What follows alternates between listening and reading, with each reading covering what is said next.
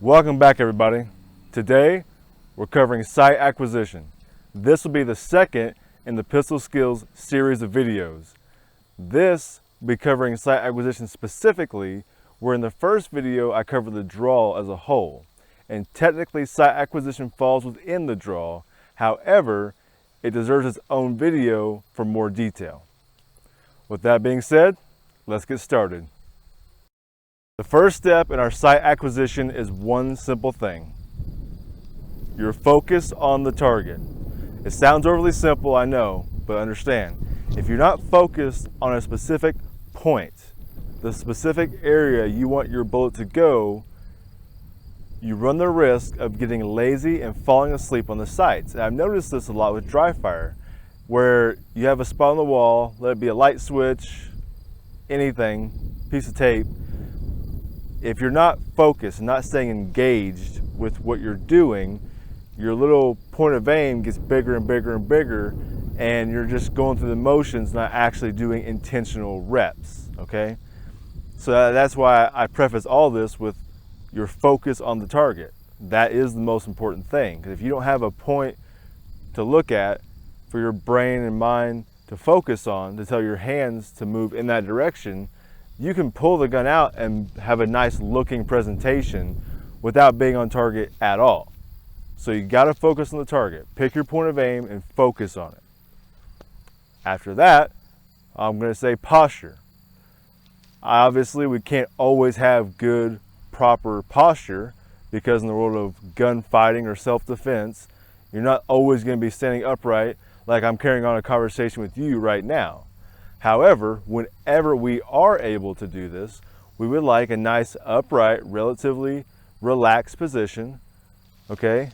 Back nice and straight, head nice and upright, focus on whatever we're looking at.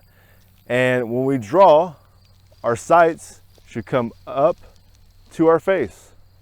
It shouldn't be presenting and hunting, or you hunch over and sink your head in low and you have to look for your sights more, because that takes time, for one, and two, hopefully we're not doing this, but if we are, doing this for extended time or even for a short time wears on you much more than just being upright, being comfortable, being in your normal position you would be in every day. So posture, when possible, would be the second step of a good sight acquisition. Now the third part of this is where we start when we isolate this and do this in our dry fire. This is where we practice this to get better at it. And that would be the compress ready or the low ready. Compress ready looks something like this. Your low ready would be a little bit more down, aiming towards the feet or the bottom of the target. And from here, we have to level the slide with the target. And it doesn't mean necessarily level with the ground, but close to, usually, because we're talking about people we're shooting at. But you level the slide and the sights with the target, and once you have that, you push the gun forward and up at the same time like an escalator, and that gives you that escalator motion for your presentation, and that puts your sights right where they need to be. Again, level your slide and your sights with the target. Low ready or compressed ready. First part is to level and then present.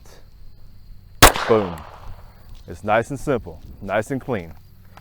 As you do this more and more, those two steps will really become one motion, but you have to understand the starting point and then the escalation motion to get to the end. The only other caveat or minor detail I'm going to add to your presentation is, if you're coming from the draw, you tend to want to pull your shoulders up to pull your shirt up to clear the garment. Make sure you keep your shoulders pinned down and back. The less moving parts, so to speak, the more you can hone in on the consistent draw. You can be consistent whichever way you decide to do it, but the less details, the less variables you have in your equation, the simpler and more consistent you're going to be able to be, or at the very least, the easier it will be for you to become consistent with your draw stroke. So keep all that in mind as well when we talk about the posture and starting from low ready, but from the holster, that's another part that we got to consider. You can do all that, you can have a solid sight acquisition. The speed and the consistency will come with practice. Do more presentations, deliberately focus on your target, and progressively increase the speed, and eventually you will have a quick, clean sight acquisition that will set you up for the next video, which is trigger press. With all that being said, guys, y'all take care, have a good day.